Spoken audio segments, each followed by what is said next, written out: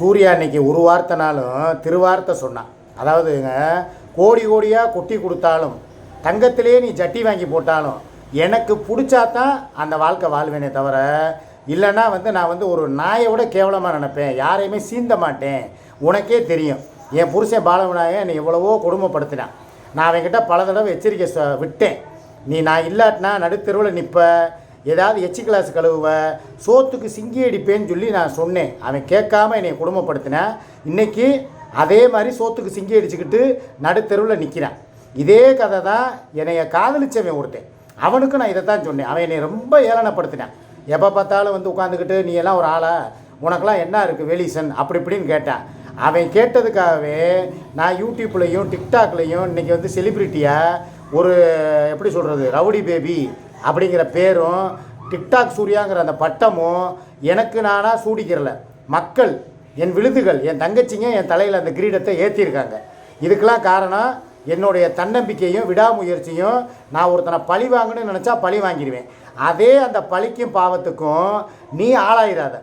நான் என்ன தான் உனக்கு சரி, நீ என்ன தான் என்னை சில நேரம் கொடுமைப்படுத்துவ, என்னை அடிப்ப, என்னை என்னென்னமோ பண்ணுவேன். நானும் உன்னை அடிச்சிருக்கேன். ஆனாலும் மனசுக்கு பிடிக்க போய் தான் 2 பேர் ஒத்து வாழ்ந்துக்கிட்டு இருக்கோம், ஒத்துமையாக வாழ்ந்துக்கிட்டு இருக்கோம். இதை கெடுக்கிறதுக்கு தான் ஓ பொண்டாட்டி போட்ட திட்டம். ஓ பொண்டாட்டி மட்டும் இல்லை, சுகையிலும் உன் பொண்டாட்டி சேர்ந்து தான் இந்த ஏசி மேட்டரில் நீ அவங்ககிட்ட ஒன்றா கேளு. அவன் தான் ஏற்றி விட்டுருக்கான். மிக்சி வாங்க சொன்னதும், அதுக்கப்புறம் ஏசி வாங்கி கொடுன்னு சொன்னதும், அதுக்கப்புறம் அடுத்தடுத்து ஃப்ரிட்ஜு வேணும், வாஷிங் மிஷின் வேணும். என் புருஷன்ட்ட நான் கேட்குறேன். எப்படி என் புருஷன்ட்ட நான் கேட்குறேன்னு சொன்ன வாய், இந்த சுமியோட வாய் இவ்வளவு நாள் எங்கே போச்சு? இதே எத்தனையோ நாள் நான் வீட்டுக்கு போயிருக்கேன். குடிக்கிறதுக்கு தண்ணி அள்ளி கொடுத்தது கிடையாது, ஒரு காப்பி போட்டு கொடுத்தது கிடையாது, வீடியோவில் நில்லுன்னா நின்னது கிடையாது, ரம்ஜானுக்கு வாழ்த்துக்கள் சொல்கிறதுக்கு வாப்பான்னு சொன்னால் வர்றது கிடையாது. ஆனால் இப்போ எங்கள் 2 பேரையும் பிரிக்கிறதுக்காக சுமி போடுற திட்டமிட்ட நாடகம், சுமியும் சுகையிலும் சேர்ந்து அரங்கேற்றக்கூடிய அந்த நாடகம் தான் இந்த ஏசி நாடகம். இதை எனக்கிட்ட காலையில் பக்குவமாக உட்கார்ந்து எனக்கு உணர்த்தினான்.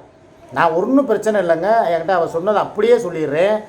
காலையில் வீடியோவில் சொல்லிட்டேன், சூடத்தட்டை எடுத்துகிட்டு கண்ணு முன்னால் வச்சு இதெல்லாம் சத்தியம் பண்ணிவிட்டு நீ கிளம்பு. 5 நாளைக்கு நீ வராத, வாரத்துக்கு 2 நாள் வா. உனக்கு நான் எதில் குறை வச்சேன்?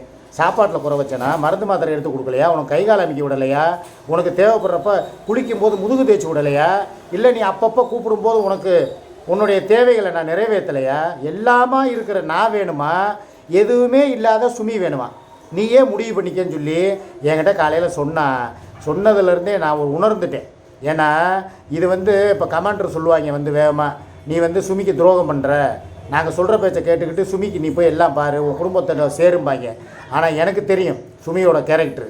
நான் போவேன், ஒரு வாரத்துக்கு எனக்கு அப்படியே சாப்பாடு செஞ்சு கொடுக்க, அப்படியே கறி மீன் வாங்கி கொடுத்தா அதை செஞ்சு கொடுக்க, அப்படியே கை கால் அமுக்க, எல்லா நாடகமும் போடுவாள். ஆனால் அதுக்கப்புறம் பழைய குருடி கதவை துரடின்னு அவள் சுகையில் கூட பேச மாட்டாங்கிறது என்ன நிச்சயம்? நான் இதுக்கு ஒரே வார்த்தை சொல்கிறேன், சுமி நீ எனக்கு ஒரு சத்தியம் பண்ணி கொடு. இவன் எப்படி சூடத்தில் என்கிட்ட சத்தியம் கேட்குறாளோ அதே மாதிரி சுமி ஆகிய நீயும் எனக்கு ஒரு ப்ராமிஸ் பண்ணி தரணும். நான் வீட்டுக்கு வந்தால் நான் வர தயார். இப்போ சூர்யா பேச சொன்னது என்னன்னா, இப்போ சுமி வர்றா, ஏசி வாங்குறதுக்காக வந்துக்கிட்டு இருக்கா, கூப்பிட்டு உட்கார வச்சு நிதானமாக பேசு. இப்போயும் ஒன்றும் இல்லை, நான் இடையில வந்தவன் இடையிலே கலந்து விட்டுட்டு போகிறதுக்கு தயார் தான். ஆனால் அவகிட்ட நீ ஒரு சத்தியம் வாங்கணும். நான் அதாவது சிக்காவாகிய நான் சுமி கூட போய் சேர்ந்துட்டா, சுமி யாருக்கிட்டையும் பேசக்கூடாது, குறிப்பாக சுகைல்கிட்ட பேசக்கூடாது, ஆண் சகவாசமே வச்சுக்கிறக்கூடாது, உனக்காகவே வாழணும், பொம்பளை பிள்ளைகள்கிட்ட வேணால் பேசட்டும், உனக்கிட்ட எப்படி வேணாலும் இருக்கட்டும், உன் கூட படுக்கட்டும், அதுக்கு கூட சம்மதம். ஆனால் உனக்கு துரோகம் பண்ணக்கூடாது. நான் எப்படி உனக்கு 7 வருஷமாக விசுவாசமாகவும் இப்போ வரைக்கும் நீ கூப்பிட்டதுக்கெல்லாம் வளைஞ்சு கொடுத்து, எனக்கு என்னதான் எனக்குன்னு சொந்த தொழில் தெரிஞ்சாலும் இன்றைக்கி நீ என்னை விட்டுட்டு போனால் கூட என்னை காப்பாற்றுறதுக்கு எனக்கு மசாலா தொழில் இருக்குது. அதை கூட நான் உனக்காக இப்போ நீ வேணான்னு சொன்னேன். கொடைக்கானல் போவோம், ஒரு வாரத்துக்கு 2 நாளைக்கு போயிட்டு வருவோம், சித்திரை திருவிழா வருது, என்னப்பா எப்போ பார்த்தாலும் மசாலான்னுக்கிட்டே இருக்கிற, வேணாப்பா எல்லாத்தையும் விட்டுட்டு எனக்காக வாழ்ப்பான்னு சொல்லி சொன்னேன். அப்போ அதுக்கு தகுந்த மாதிரி நானும் மசாலா ஆர்டரை எடுக்காமல் இருக்கேன்னா, இப்போ வரைக்கும் நான் 50-60 கிலோ மசாலா கொடுத்துட்டேன். இப்போ நான் ஓப்பன் பண்ணி விட்டேன்னா வாட்ஸ்அப்பை, எனக்கு அடுத்தடுத்து மசாலா வேணும்னு என் தங்கச்சி பிள்ளைய வரிசையில் நிற்கிறாங்க. அவ்வளோ பேர் கேட்குறாங்க. நான் தான் அவருடைய சந்தோஷத்துக்காக, ஏமா கொஞ்சம் நான் இந்த வியாபாரத்தை நிப்பாட்டி வைக்கிறேன், ஒரு வாரம் எனக்கு ரெஸ்ட்டு கொடுங்கன்னு சொல்லி நான் கேட்டிருக்கேன். இது யாருக்காக கேட்டேன்? உனக்காக கேட்டேன். ஐ மீன் எனக்காக. அப்போ உனக்காக நான் என்னுடைய தொழிலையே விட்டுட்டு, என்னுடைய மசாலா வியாபாரத்தில் வர்ற அந்த லாபத்தை விட்டுட்டு, சந்தோஷத்துக்காக நான் இறங்கி வரும்பொழுது, ஏன் சந்தோஷத்துக்காக நீ உன் பொண்டாட்டி உன்னை ஏமாத்துறா நல்லா தெரியுது, தெரிஞ்சுக்கிட்டே நீ ஏன் போய் கிணத்துல விழுகிற? அவள் கேட்டது நியாயமான கேள்வி தான். இதே சத்தியம் பண்ண சொல்லுவோம். சுமியை கூப்பிட்டு, இங்கே வா, நான் வந்து உன் வீட்டுக்கே வந்துடுறேன், நான் பிள்ளைங்க பேரன் நீன்னு சொல்லி முழு நேரமாக உங்கள் நினப்புலையே என்னுடைய சூர்யாவை கூட விட்டுட்டு வர தயார். ஆனால் நான் எப்படி விட்டுட்டு வர்றேன்னா அதே மாதிரி நீயும் எல்லாத்தையும் விட்டுட்டு எனக்காக வாழ தயாரா, சத்தியம் பண்ணு அப்படின்னு சொல்லி நான் கேட்டால் சுமி சத்தியம் பண்ண தயாரா? அப்படி ஒரு சத்தியத்தை சுமி பண்ணிட்டா கண்டிப்பான முறையில் நான் போய் சுமி கூட வாழ தயார். இது வந்து ஏதோ ஒரு கூட்டுக்களவாணி வேலை பண்ணி சுமி என்னை ஏமாத்துகிற மாதிரி எனக்கு ஃபீல் ஆகுதுங்க. நான் ஓப்பனாக தான் உடச்சி சொல்கிறேன். பணத்துக்காகவும் எப்படி வந்து சூர்யா வந்து இப்போ சூர்யாவுக்கு புருஷன் வந்து பாலவிநாயகன் தான், அதில் எந்த மாற்று கருத்தும் கிடையாது. ஆனால் அவள் வாழ்கிறது எனக்காக, பணத்துக்காக கிடையாது. ஆனால் அதே சுமி வந்து எப்படின்னா பணத்துக்காக என்கிட்ட வாழ்ந்துட்டு வாழ போகிறது சுகைலுக்காக. அவன் கூட எல்லாம் பேசிக்கிடுவாளா, வச்சுக்கிடுவாளா, அப்படியே கொஞ்சிக்கிடுவாளா, குணச்சிக்கிடுவாளா. ஆனால் மிக்சி வாங்குறதுக்கும் ஏசி வாங்குறதுக்கும் வாஷிங் மிஷின் வாங்கவும் ஃப்ரிட்ஜு வாங்கவும் நான் தேவையா? அப்போ என்னை பார்த்தா எப்படி தெரியுது? கேன கூணா மாதிரி தெரியுதா, இல்லை கிறுக்கு பையன் மாதிரி தெரியுதா, இல்லை என்னை பார்த்தா மெண்டல் மாதிரி தெரியுதா? நான் கேட்பேனா கேட்க மாட்டேனா? ஆக எல்லாமே வந்து சூர்யா சொல்கிற விஷயம் உண்மைதான். பணத்துக்காக தான் சுமி பழகுறா. சூர்யாவை பொறுத்த வரைக்கும் அப்படி கிடையாது. நான் இல்லைன்னா கூட அவள் பொழைச்சிக்கிடுவாள். அவளுக்குன்னு சொல்லி சொந்த தொழில் இருக்குது, மசாலா வியாபாரம் பார்த்தே அவள் வீடு கட்டுவாள். அந்தளவுக்கு அவளுக்கு வந்து முன்னேற்ற பாதையில் அவளுக்கு அதிர்ஷ்டம் அன்றைக்கி அடிச்சிருச்சு. அதிர்ஷ்ட தேவதை அவள் வாசக்கதவை தட்டிருச்சு. அப்படி இருக்கும் பொழுது நான் ஏன் வந்து இவள் கூட இருக்காமல் அவள் கூட போகணும்? எனக்கு தேவையானது இங்கே கிடச்சிருதில்ல. ஒரு மனுஷனுக்கு என்னங்க அத்தியாவசிய தேவை? அதுக்காக உடனே வந்துடுவாங்க. அப்போ உன் மகனோட கல்யாணம், நீ போய் இப்படி உன் அப்பாட்டி வீட்டில் கிடந்துக்கிட்டேன்னா கூத்தியாவே கதின்னு கிடந்தா உன் பிள்ளைகளோட எதிர்காலம் என்ன? அதுக்கும் ஒரு வழி வச்சுருக்கேன். பேசிட்டேன் சூர்யா கிட்ட. ஏன்னா சூர்யா வந்து நியாயமானவர். ஏன்னா அதை நான் எதில் கண்டுபிடிச்சேன்னா, இந்த வீட்டில் எங்கள் அம்மாவோட பாத்தியா நடந்தப்போ தண்ணியை போட்டுட்டு வந்தா, கழுத்து தகராறு நடந்துச்சு. நான் எவ்வளவோ சொல்லி கேட்காம வந்தா, தகராறு நடந்துச்சு, செயின் அந்து போச்சு. அதில் சுமியோட செயின் அந்து போனதாக சொன்னது பொய். அப்படி இருந்தும் அவன் மேலே தவறு இருந்த உடனே டக்குன்னு அந்த செயின் கழுத்தில் போன செயினை எடுத்து என்கிட்ட கொடுத்து, குண்டு அந்து போன செயினை கொடுத்து, இதை போய் கொண்டு போய் உன் பொண்டாட்டிக்காக விற்று அவளுக்கு போய் நகை வாங்கி கொடுன்னு சொல்லி சொன்னா பார்த்தீங்களா? அந்த இடத்துல அவள் உண்மையிலே நிற்கிறாள். ஏன் அதே வந்து இன்றைக்கி என்னை ஒரு கேள்வி கேட்டால் செருப்பால் அடித்த மாதிரி இருந்துச்சுங்க எனக்கு. ஏண்டா உனக்காக, உன் பிள்ளைக்காக, உன் குடும்பத்துக்காக நான் எதுவும் செய்ய மாட்டேன்னு நீ நினைக்கிறியா? அன்பா கேட்டால் 1000 செய்வேன், அதே வம்பா கேட்டால் நீயா நானான்னு போட்டு பார்ப்பேன். அதுதான் என் கேரக்டர்.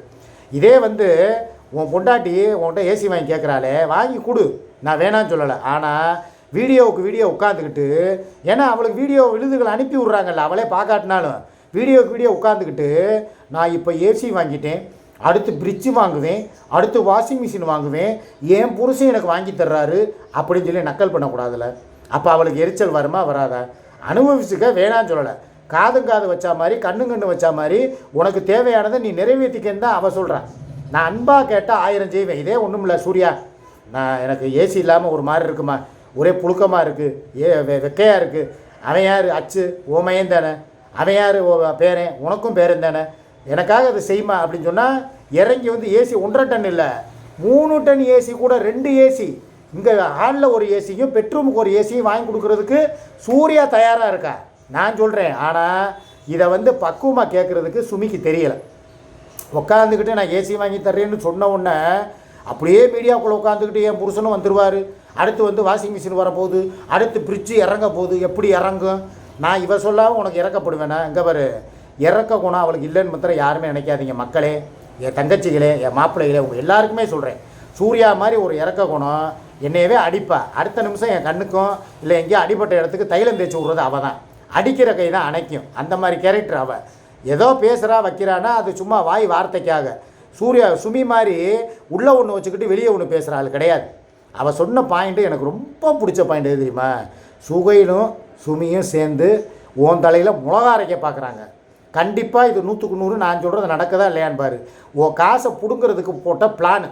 எங்கே வந்து நீ வந்து என் கூடவே இருந்து எனக்கு வீடு வாசல் கட்டி கொடுத்து என் பிள்ளைகளை படிக்க வச்சு, இப்போ நான் நேற்று எனக்கு சூர்யாவுக்கு என்ன சண்டை வந்துச்சு நல்லா பார்த்தீங்களா? சுமி போட்ட நாடகம் கொஞ்சம் கொஞ்சமாக நிறைவேறுதா? இப்போ நான் நேற்று என்ன சொன்னேன்? இனிமேல் திலீப்பாவை வந்து நான் காலேஜ் சேர்க்க மாட்டேன், நான் படிக்க வைக்க மாட்டேன், கோகுல் அதே மாதிரி ஸ்கூலில் சேர்த்து விட மாட்டேன், ஃபீஸ் கொடுக்க மாட்டேன், அதே மாதிரி இவனை வந்து ஒரு நல்ல ஒரு வேலைக்கு சேர்க்க மாட்டேன்னு சொன்னேன்னா யாரால் சொன்னேன்? சுமியோட பேச்சுவார்த்தையினால், சுமியோடைய தூண்டுதல்னால சொன்னேன். அவன் என்ன சொன்னாங்கிட்ட, ஏன் நம்ம குடும்பத்துக்கு செய்யலைங்கிற, நம்ம அச்சு கல்யாணத்துக்கு எதுவும் செய்ய வேணாங்கிற, அப்புறம் எதுக்கு நீ போய் அவள் பிள்ளைகளுக்கும் அவளுடைய பெரிய பையலுக்கும் காலேஜில் சேர்க்குறேன், இதை பண்ணுறேன் அதை பண்ணுறேன்னு சொல்லி ஏன் சொல்கிற? அவன் யார்? நம்ம பிள்ளையா? இல்லை, அப்புறம் எதுக்கு நீ அவனுக்கு செய்யணுங்கிற அப்படின்னு சொல்லி என்னை ஸ்க்ரூ போட்டான். ஒன்று. ரெண்டாவது, கமாண்டு போட்டவங்களும் உன் குடும்பத்தை பாரு, உன் குடும்பத்துக்கு ஒரு ஏசி வாங்கி கொடுக்குறதுக்கு கூட விட மாட்டேங்கிறா, இவன் குடும்பத்துக்கு நீ ஏன் செய்கிறேன்னு சொல்லி நீங்கள் என்னை வந்து மண்டையை கழுவுனீங்க சில பேர், எல்லாரும் இல்லை. அதனால தான் நான் நேற்று அந்த வார்த்தையை சொன்னேன். அந்த வார்த்தையை என் வாயால் வர வச்சுட்டா பார்த்தீங்களா அந்த சுமிங்கிறவ, அங்கே தான் அவன் நிற்கிறான். அதை என்கிட்ட உணர்த்தினான். பற்றியா, நம்ம 2 பேரையும் பிளான் போட்டு பிரிக்கணும்னு நினச்சி பிரிச்சுட்டாளா அந்த சுமிங்கிறவ. இப்போ இந்த ஏசினால் இது சாதாரண விஷயந்தான். என்ன மாதம் நம்ம எவ்வளவோ சரக்கு அடிக்கிறோம். அவள் சொன்ன பாயிண்ட்டு இதுவும் ரொம்ப சூப்பர் பாயிண்ட்டுங்க. சரக்கு அடிப்போம். முன்னாலையெல்லாம் வந்து வாரத்துக்கு 1 தடவையோ 2 தடவையோ, மாதத்துக்கு 8 தடவை அடிப்போம். 8000 ரூபா சரக்குக்கு. அது போக சாப்பாடு செலவு ஒரு 8, 16000 ரூபா. நான் வந்து நம்ம வந்து வெட்டியா அதை என்ன குடித்தா ஒன்றுக்கா போக போகுது. அதுக்காக ஒரு மூத்திரமாக போகிறதுக்காக நம்ம சரக்கு அடித்து எவ்வளவோ காசை காலி பண்ணியிருக்கோம். குடும்பத்துக்கு ஒரு ஏசி வாங்குறதுக்கு தான் நான் உன்னை எவ்வளோ கஷ்டப்படுத்துகிறேன்னா, கொஞ்சம் சிந்திச்சு பாருண்டா. அப்போ தான் என் அறிவு கண்ணு திறந்துச்சு. ஆஹா, ஆமால, இவ சொல்கிறதும் கரெக்டு தானே. இவளை நம்ம குடிக்கிறது நிப்பாட்டிட்டோம். இப்போ நாங்கள் குடிச்சு இப்போ 20 நாள் ஆச்சு. 9ஆம் தேதி நாங்கள் லாஸ்ட்டாக கோயம்புத்தூரில் குடித்தோம். இன்றைக்கி தேதி 30, 20 நாள் ஆச்சு. 20 நாளில் எங்களுக்கு எப்படி ஒரு 3 தடவையாவது 4 தடவையாவது குடிச்சிருந்தா 8000 ரூபா செலவாக இருக்குமா? இன்றைக்கி அந்த காசு மிச்சம் தானே. அப்படி பார்க்கும்போது அந்த காசில் கூட நான் ஏசி வாங்கி கொடுப்பேன்ல, நான் வாங்கி தர்றேன்னு தான் சொல்கிறேன். ஆனால் திட்டம் போட்டு உன்னையை நீ பிரிக்கிற மாதிரி இவ பண்ணுறான் சுமிங்கிறவ. அதில் நீ அலாட் ஆகிக்க. நீ போ, வேணான்னு சொல்லலை. ஆனால் போயிட்டா திரும்பி என்னை தேடி வராத. வந்தேன்னா உன் கூட நான் இருக்க மாட்டேன். என் புருஷனுக்கு ஏற்பட்ட கதையும் என் காதலனுக்கு ஏற்பட்ட கதையும் தான் உனக்குண்டா. இது நியாயமா இல்லையா? நான் எதுக்கு தேவையில்லாமல் போய் இன்றைக்கி ஏசியை வாங்கி கொடுப்பேன், நாளைக்கு ஃப்ரிட்ஜு வாங்குவேன், வாஷிங் மிஷின் வாங்குவேன், எல்லாத்தையும் வாங்கி கொடுத்துட்டு அவள் உட்காந்துக்கிட்டு சூர்யா சொன்ன மாதிரி ஏசியில் உட்காந்துக்கிட்டு பகுமானமாக சுகைல் ஹாய் அன்றைக்கே சொன்னா பாருங்கள். சொல்லுங்கள் புச்சிக்குட்டி, உண்மையிலே அன்றைக்கி ஃபோன் புச்சிக்குட்டிக்கு தான் அவள் போட்டான். போட்டு ஏன் முன்னாலே என்னை வெறுப்பேற்றினான். நான் வீடியோ போட்டுக்கிட்டு இருக்கேன் தெரிஞ்சுக்கிட்டே அதில் வந்துக்கிட்டு புச்சிக்குட்டி அவர் தான் உட்காந்துருக்கிறாரு, லைவ் போட்டுக்கிட்டு இருக்காரு, 8 நிமிஷம் வீடியோ, நீங்கள் பேசுங்க அப்படின்னு சொன்னப்போ எனக்கு ஆத்திரம் எப்படி தெரியுமா வந்துச்சு? எனக்கு அப்படியே கோபத்தோட உச்சிக்கு போனேன். சரி, எதிரிகள் இதை வச்சு குளிர் காய்ச்சிடக்கூடாதுங்கிறதுக்காக அவள் சும்மா புச்சிக்குட்டி நாடகம் போட்டாப்பா, அதெல்லாம் கிடையாது, வெறும் கண்டென்ட்டு அப்படின்ட்டு போனேன். காரணம் எதிரிகளுக்கு இலக்காரமாக போயிடும். ஆனால் சூர்யா கிட்ட வந்து உட்காந்து நான் அழுதேன். சூர்யா இந்த மாதிரி வந்து நாங்கள் உட்காந்து பேசிக்கிட்டு இருக்கும்போதே வேணும்னே அவனுக்கு ஃபோனை போட்டு சுகைலுக்கு என்னை வெறுப்பேத்துறா சூர்யா அப்படின்னோன்னா, இதுதாண்டா உன் பொண்டாட்டி கேரக்டரு. நாளைக்கு நீயே அங்கே போய் வாழன்னு நினச்சா கூட உன்னை அவள் வாழ மாட்டான். இப்படி உட்காந்து உன்னை ஊசியால் குத்துற மாதிரி உன் நெஞ்சை குத்தி உன்னை ரணப்படுத்துவான். 24 மணி நேரமும் நீ ஏசி வாங்கி கொடுப்ப, அந்த ஏசியில் கால் மேல் கால் போட்டு படுத்துக்கிட்டே சுகைல்கிட்ட பேசுவாள். அதை பார்த்து உனக்கு எரிச்சலாகும், உனக்கு அவளுக்கு சண்டை வரும். அப்படி என்னை தேடி வருவேன். நான் இருக்க மாட்டேன். உன் மனசை விட்டும் போயிடுவேன், இந்த வீட்டை விட்டும் போயிடுவேன், கண்காணாத இடத்துல எங்கேயோ ஓடி போயிடுவேன். உனக்கு அது தேவையா, இல்லை என் கூட வாழ்கிற நிரந்தர வாழ்க்கை தேவையா அப்படின்னு தான் ஒரு வார்த்தை கேட்டால், நான் ஒரே வார்த்தை இப்போ சொல்கிறேன் கேட்டுக்கோங்க. எனக்கு சூர்யா கூட வாழ்கிற வாழ்க்கை தான் நிரந்தரமான வாழ்க்கை. சுமி கூட வாழ்ந்தால் அவள் சொன்ன மாதிரி ஏசியை வாங்கி போட்ட உடனே படுத்துக்கிட்டு பகுமானம் பண்ணிக்கிட்டு கால் மேலே கால் போட்டு புச்சி குட்டிம்பா அவங்ககிட்ட வந்து எல்லாம் பேசுவா. நான் வந்து ஹாலில் வந்து வேர்க்க விறுவிறுக்க அங்கே படுத்துங்கணும். அப்பையும் எனக்கு வந்து பெட்ரூமில் இடம் கிடைக்கும்னு நினைக்கிறீங்களா? கண்டிப்பாக கிடைக்காது. இதே ஏசியில் நான் நினைக்கிறேன் சூர்யா விட்டு நான் போனால் அங்கே எனக்கு ஏசி வாழ்க்கை கிடைக்கும், நல்லபடியாக ஜாலியாக ஜம்முன்னு அப்படியே உட்காந்து காலுக்கு மேலே கால் போட்டு தௌலத்தாக வாழலாம் அப்படின்னு சொல்லி நான் நினைப்பேன். ஆனால் அங்கேயும் அவன் என்ன பண்ணுவா, அந்த கதவை இழுத்து மூடிட்டு நல்லா 1.5 டன் ஏசியை ஓட விட்டுட்டு என்னை ஹாலில் படுக்க போட்டு வேர்க்க விறுவிறுக்க நான் படுத்துங்கணும் கொசுக்கடியில். இது தேவையே இல்லை. இந்த இடத்துல நான் புத்திசாலித்தனமாக சாணக்கியத்தனமாக விவேகமாக யோசிக்கிறேன். சூர்யா தான் எனக்கு பெஸ்ட்டு. அவள் கையால் வாங்கி ஒரு உருண்டை சோறுனாலும், அவள் விஷமே வச்சாலும் அதை ரசமாக வச்சாலும் அதையும் ஏற்றுக்கிட்டு சாப்பிட்டு நான் உயிர் வாழ்ந்துட்டு போயிட்டே இருப்பேன். சரியா? எனக்கு அதுக்கு பற்றி கவலையே கிடையாது. எனக்கு தேவை சூர்யாவோட அன்பும் பண்பும் ஆதரவும் அணைப்பும். இதனால் இப்போ தான் அடுத்து எங்களுக்கு கொடைக்கானல் பிளான் கேன்சல் ஆகி போச்சா? சித்திரை திருவிழா ஃபங்க்ஷனுக்கு வராமல் போயிட்டால, எதுக்கு எல்லா சந்தோஷத்தையும் நான் இழக்கணும்? இருக்கிற இடத்துல நிம்மதியாக இருந்து கூடயே இருந்து அவளுக்கு நல்லவனாக நடந்து என்னுடைய வாழ்க்கையை சிறப்பாக அமைச்சிக்கிறது தான் எனக்கு உத்தமம். அதனால் மக்களே யாரும் கோச்சுக்கிறாதீங்க, தேவையில்லாத கமெண்ட்டை போட்டு கழுவி ஊற்றாதீங்க. சுமிக்கு ஏசி வாங்கி கொடுக்க போகிறது என் கடமை. அதை நான் போய் இப்போ என் குடும்பத் தலைவனாக நான் செய்ய போகிறேன். அதே நேரம் சூர்யாவை விட்டு நான் விலக போகிறதில்ல. ஏசிங்கிற இந்த ஒரு விஷயத்தோட சுமி விஷயத்துக்கு நான் முற்றுப்புள்ளி வைக்கிறேன். வாஷிங் மிஷினோ ஃப்ரிட்ஜோ நான் வாங்கி கொடுக்க போகிறது கிடையாது. இதுதான் அவளுக்கு நான் கடைசியாக ஒரே ஒரு பொருள் வாங்கி கொடுக்குறேன். இனிமேல் அது போச்சு இது போச்சு எனக்கு வாங்கி கொடுங்கண்டா நான் அதுக்கு ஆள் கிடையாது. நீ எது வேணாலும் இனிமேல் உன்னுடைய ஆள் சுகைல்கிட்ட கேட்டுக்க, என்னையை தொந்தரவு பண்ணாத. ஓகேவா? இதுதான் நான் சொல்லிவிட்டு கிளம்புறேன். ஓகேவா? நான் எனக்கு தேவை சூர்யாவோட சந்தோஷமும் அவளுடைய வாழ்க்கையும் தான் முக்கியம். சூர்யா உனக்காக தான் இனிமேல் வாழ்வேன். சுமி எனக்கு வாழ்க்கையில் தேவை கிடையாது. நீ தான் என் வாழ்க்கையில், உன் வாழ்க்கையில் நான் ஒளியேற்றுனேன், என் வாழ்க்கையில் நீ ஒளியேற்று. அவ்வளோதான். ஒற்றுமையாக போவோம். கடைசி வரைக்கும் இதே மாதிரி கூட்டணியாக இருப்போம். ஓகேவா? பாய்.